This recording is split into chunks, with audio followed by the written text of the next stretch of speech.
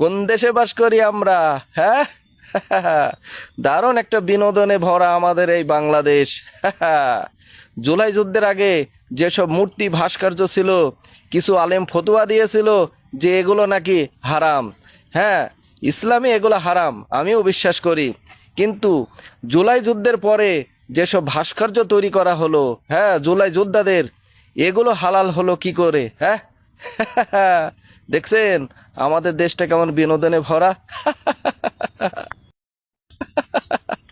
কোন দেশে বাস করি আমরা? হ্যাঁ, দারুণ একটা বিনোদনে ভরা আমাদের এই বাংলাদেশ।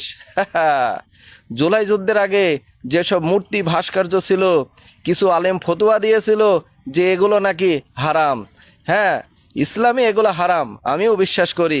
কিন্তু জুলাই যুদ্ধের পরে যেসব ভাস্কর্য তৈরি করা হলো, হ্যাঁ, জুলাই যোদ্ধাদের, এগুলো হালাল হলো কি করে? হ্যাঁ, দেখছেন আমাদের দেশটা কেমন বিনোদনে ভরা।